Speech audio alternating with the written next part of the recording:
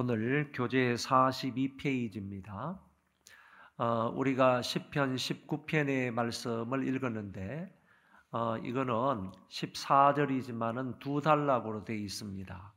1절부터 6절까지가 이 다윗이 하나님께서 창조하신 이 천지 만물을 바라볼 때 그 천지 만물 가운데 하나님의 영광이 나타나더라. 그러니까 하나님의 영광이 천지 만물을 통해서 나타나시는 것을 보고 하나님 앞에 감사하며 찬송시를 지은 것이고, 이 두 번째 부분에서는 그 천지 만물을 통해서만 하나님이 그 영광을 드러내시는 것이 아니고 율법을 통하여서 하나님 자신이 어떤 분이신지를 드러내고 계시기 때문에 그것을 또 발견하고 하나님 앞에 감사하며 찬송시를 지은 것이 바로 시편 19편의 말씀이 되겠습니다.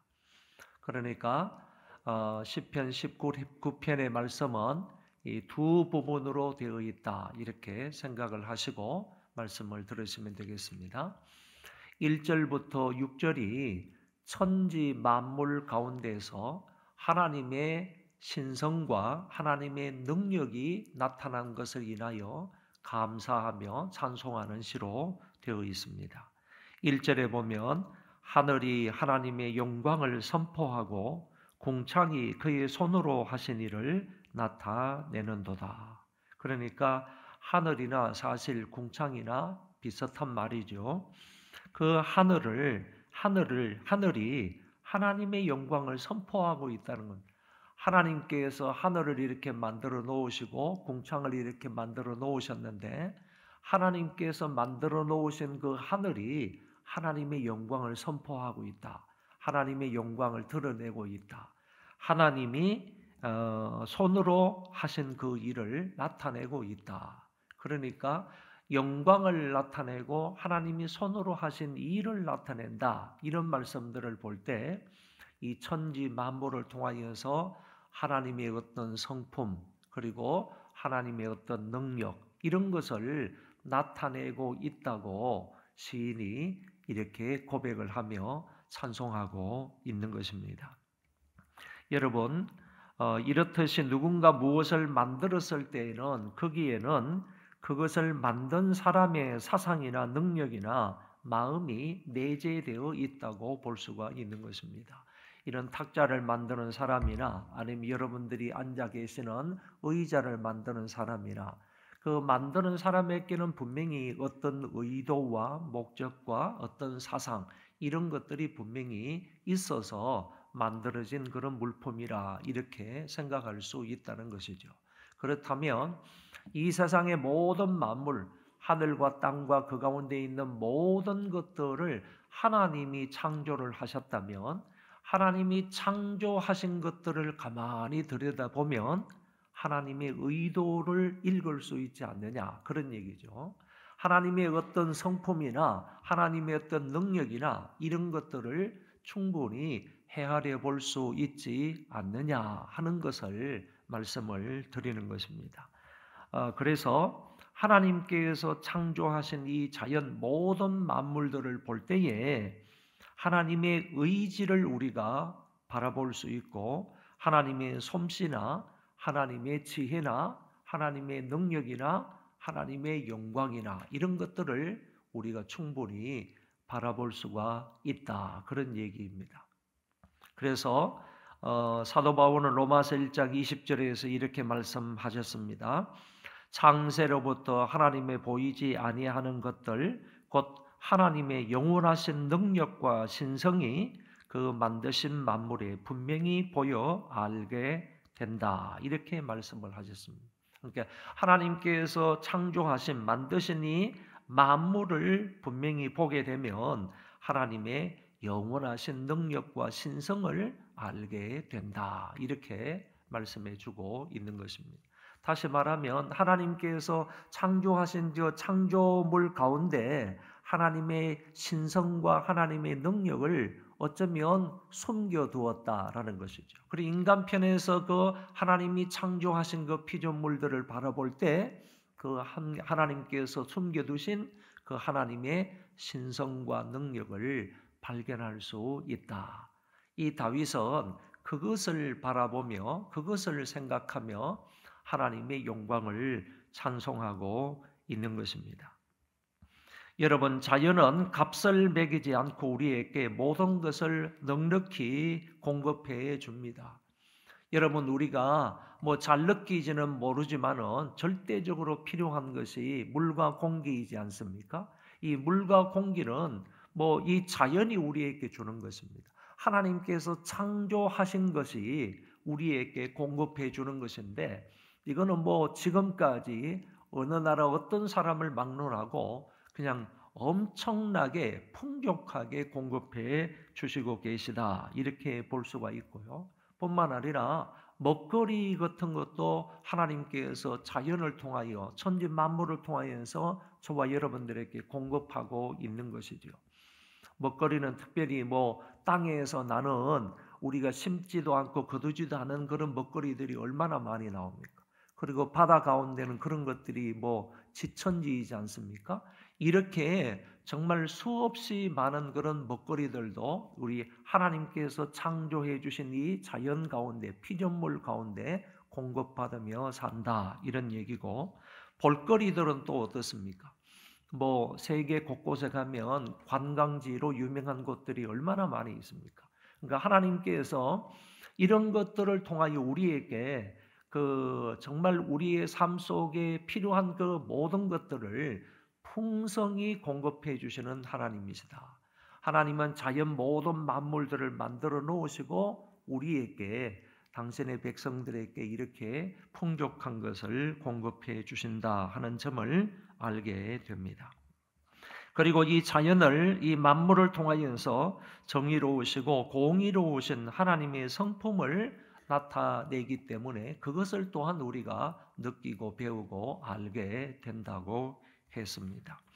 그리고 또 더 나아가서 보면 자연은 법칙을 정하시고 법에 따라 통치하시는 하나님의 선한 통치도 보여주신다. 여러분, 이 자연 만물 가운데에서는 나름대로의 어떤 원리, 원칙, 법칙들이 운행이 되지 않습니까? 법칙들이 적용이 되어서 돌아가고 있는데 단순히 법칙대로만 되게 하시는 것이 아니라 하나님께서 그렇게 만드신 이후로부터 지금까지 하나님은 그 모든 원리와 법칙들을 그대로 붙드시고 법칙을 따라서 자연을 통치하신다는 거예요.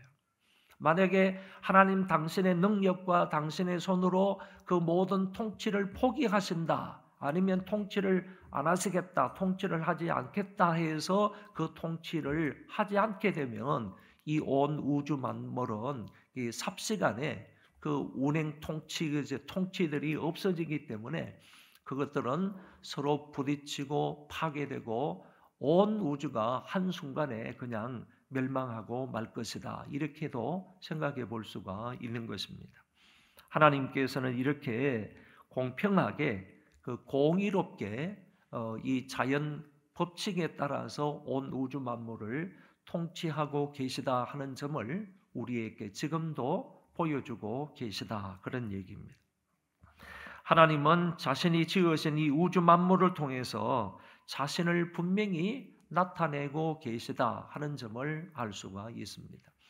자연 만물을 통해서 하나님이 어떤 분이신지를, 그의 신성과 능력을 보여주시는 것을 일컬어서 조금 어려운 말로 자연 계시라, 이렇게 말합니다.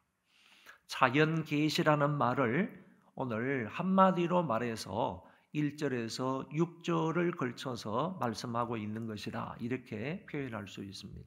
그래서 1절부터 6절은 자연 계시, 하나님의 자기 계시 가운데에서 자신이 지으신, 자신이 만드신 이 온 우주 만물을 통해서 하나님 당신 자신이 어떤 분이신지를 계시하신 것이다, 이렇게 말할 수가 있는 것입니다.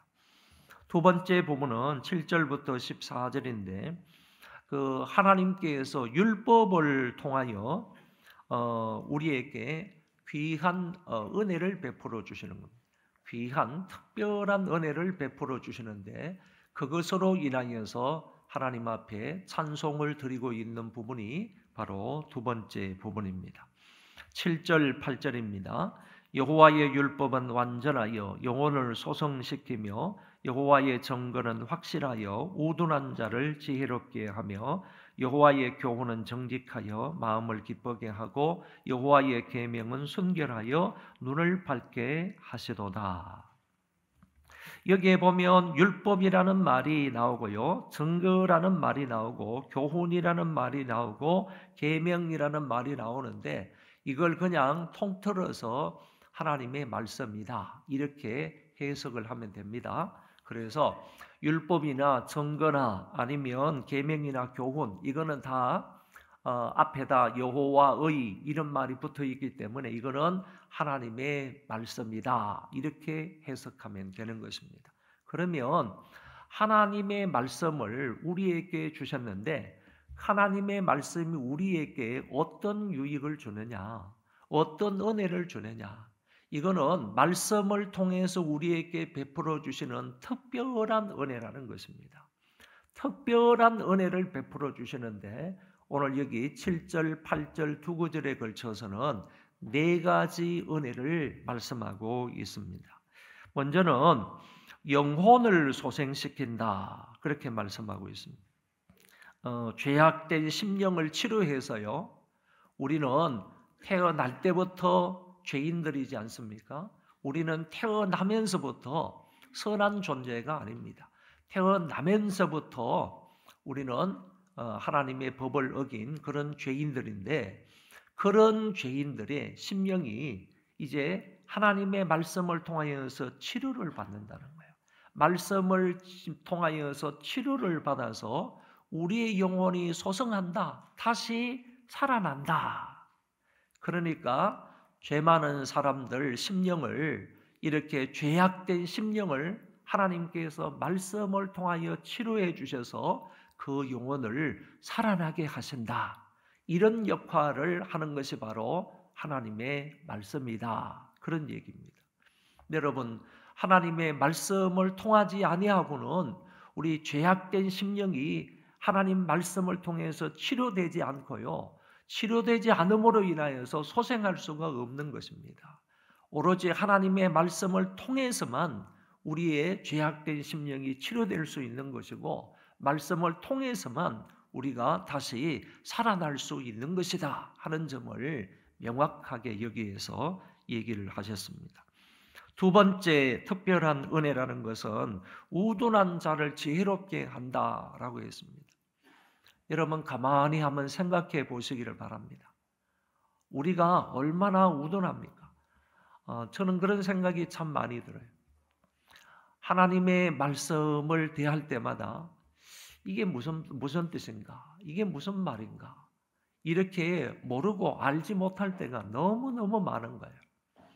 그러면 내가 지금까지 신앙생활을 해온 지가 뭐 수십 년이고 또 신학 공부를 한 지가 10년이 훨씬 넘는데 지금까지 수십 번, 수백 번, 수천 번 설교를 하고 말씀을 전한다고 하고 성경을 읽고 성경을 공부하고 뭐 책도 쓰고 그러는데 어떻게 해서 아직까지 하나님 말씀의 전문가라고 말할 수 없을 정도로 하나님 말씀에 왜 이렇게 무지하냐 이 말이에요. 여러분이 오늘 아침 여기 시편 19편의 말씀을 1절부터 14절까지 읽었습니다. 여러분 읽으시면서 들으시면서 아, 이 말씀은 이런 말씀이구나, 이런 말씀이구나 다 이해를 하면서 읽었나요? 저는 읽으면서도 모르는 부분이 너무 많은 거예요. 이게 무슨 말일까? 모르는 부분이 그렇게 많다는 거예요. 이런 것을 생각하면 우리가 얼마나 우둔한 사람인가 하는 것을 날마다 생각합니다. 책을 읽을 때마다요, 야, 어쩌면 이 말씀을 이렇게 아주 명쾌하게 해박하게 이렇게 풀어서 해석을 해 놓았을까? 그런 것을 이렇게 읽으면요, 제가 그냥 뭐 탐복을 하는 거죠. 야, 이 사람은 하나님 앞에 어떤 지혜를 받아가지고 이렇게 지혜로운 사람일까? 이런 생각이 들 때가 참 많이 있거든요. 여러분, 여기에 우둔한 자를 지혜롭게 하는 것도 결국에는 뭐냐? 하나님의 말씀이라는 거예요. 하나님의 교훈이라는 거예요. 그래서 우둔한 사람을 지혜롭게 만들어주는 것, 그런 역할과 그런 특별한 은혜를 주는 것이 하나님의 말씀이다. 이렇게 분명하게 다윗이 얘기를 했습니다. 세 번째는 정직하게 행함으로 기쁘게 한다. 그러니까 반대로 말하면 부정직한 사람에게는 참 기쁨이 없다. 이렇게도 말할 수 있죠. 그러니까 오늘 우리가 무엇이든지 간에 하나님의 말씀을 따라서 정직하게 행하면 그 삶 가운데에서 기쁨이 있는데, 그러지 못하고 부정직하게 살면 결국에는 그 사람에게 기쁨이 없다. 부정직하게 산다는 그 말 자체가 결국에는 하나님의 말씀과 하나님의 교훈과 하나님의 계명하고는 상관없이 사는 삶이다. 이렇게 말할 수 있을 것입니다. 마지막 네 번째는 순결하여 눈을 밝게 해준다라고 말씀하고 있습니다. 여러분, 우리의 눈이 참 밝아야 됩니다. 이 영안이 좀 밝아야 되는데요. 이 영안이 어둡단 말이죠. 그래서 우리가 정말 순결하게 되면, 깨끗하게 되면 우리의 영안이 밝아서 볼 것을 보고 느낄 것을 느끼고 그리고 경험할 것을 경험하게 될 것인데, 오늘 여기 하나님의 말씀은요, 우리를 순결하게 하여 눈을 밝게, 순결하여 눈을 밝게 해준다. 이렇게 말씀을 하셨습니다. 죄나 교만이나 그리고 안 받아도 될 것을 많이 보게 되면요, 우리의 눈은 흐려지는 거예요. 죄가 많으면 우리의 눈은 분명히 흐려집니다. 교만하게 되면 우리의 눈이 흐려집니다. 그리고 안 봐도 될 것을 굳이 이렇게 보게 되면요, 그 분명히 눈이 흐려지게 됩니다. 그런 눈이 하나님의 말씀을 통하여서 순결하게 되면 그 눈이 밝게 되어서 볼 것을 보게 된다. 이렇게 말씀해 주고 있습니다. 이렇게 네 가지의 그런 교훈, 네 가지의 그 은혜를 베풀어 주신다. 하나님의 말씀은 우리에게 특별한 은혜 네 가지를 베풀어 주신다라고 이것을 기술하면서 하나님 앞에 영광을 돌리고 있는 다윗의 모습을 볼 수 있다는 것입니다. 그렇기에 이 성경은 우리에게 너무너무 귀한 선물입니다. 이 성경을 가까이 하심으로 하나님이 어떤 분이신지를 잘 알고 잘 섬기고 그분에게 감사와 영광을 돌릴 수 있기를 바랍니다. 그래서 결론적으로요, 오늘 말씀은 이렇게 얘기할 수 있습니다. 하나님은 천지 만물을 통하여서 당신의 신성과 능력을 보여주셨다라는 거예요. 하나님께서는 태초에요, 천지 만물을 창조하실 때 그 천지 만물 창조하시는 것을 통하여 당신의 능력과 신성을 보여주셨다. 이게 바로 자연 계시라는 겁니다. 자연 계시라는 겁니다. 오늘 여러분, 자연 계시를 통하여서 우리가 하나님이 어떤 분이신지를 어렴풋이 알게 됩니다. 자연 계시를 통해서도 우리 인간들이 하나님이 어떤 분이신가, 어떤 존재이신가 하는 것을 어렴풋이 알게 된다. 이렇게 말할 수 있습니다. 두 번째 문단에서는 하나님은 하나님의 말씀을 통하여 하나님의 성품과 사역을 보여주셨다. 성경을 통하여서 하나님 당신의 성품이 어떤지, 그리고 하나님께서 무슨 일을 하셨는지 하나님이 하신 일에 관하여서 우리에게 보여주셨다. 이게 바로 하나님의 특별 계시다. 이렇게 말할 수 있습니다. 그런데 자연 계시를 통해서는 온전한 신지식에 이를 수가 없어요. 자연 계시를 통해서는 온전히 하나님을 알고 그 계시를 통하여서는 구원을 받을 수가 없어요. 그렇지만은 특별 계시인 특별 은혜를 주시는 방편인 하나님의 말씀을 통해서는 우리가 하나님을 온전히 알 수가 있고 하나님을 알므로 구원을 받을 수가 있다. 이렇게 말씀드릴 수 있습니다. 그렇기 때문에 저와 여러분들에게 아주 좋은 그런 은혜를 주셨습니다. 어떤 은혜를 주셨느냐 하면은 특별 계시의 은혜를 주셨다는 겁니다. 하나님 말씀을 통하여서 은혜를 베풀어 주셨다는 거예요. 그러니까 하나님의 말씀을 보면 하나님의 말씀을 통하여서 하나님이 어떤 분이시고 하나님이 어떤 일을 하셨는지 하나님의 성품과 하나님의 사역 그리고 하나님의 신성과 하나님의 능력을 충분히 알 수가 있고 이 성경을 통하여서 우리는 예수 그리스도를 믿음으로 하나님의 자녀가 될 수가 있다. 이렇게 말씀드릴 수가 있습니다.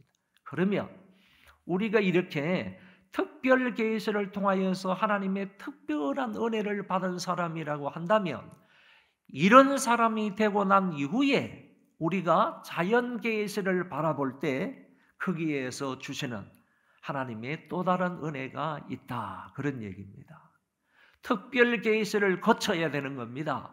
우리가 특별 계시를 거쳐서 하나님의 특별한 은혜를 받고 난 이후에 하나님께서 창조하신 이 자연 세계를 바라보게 될 때 하나님의 그 성품과 하나님의 그 사역을 더 면밀하게 알게 되고 다윗처럼 그때 자연 계시를 바라보면서도 하나님의 영광을 찬양하고 감사할 수 있게 된다. 그런 얘기입니다. 이런 은혜가 여러분들에게 넘쳐나기를 바랍니다. 우리 기도 제목 3가지 드리겠습니다. 1번 같이 읽어보겠습니다. 말씀을 통하여 더욱더 하나님을 알아가게 하시고 큰 믿음의 소유자들이 되게 해주셔서 하나님께 귀하게 쓰임받는 자녀들이 되게 해주세요. 2번 하나님의 뜻을 분별할 줄 아는 지혜로운 아이들이 되게 해 주시옵소서. 3번 결혼한 자녀들의 가정이 하나님을 잘 섬기는 믿음의 가정이 되게 해 주시옵소서.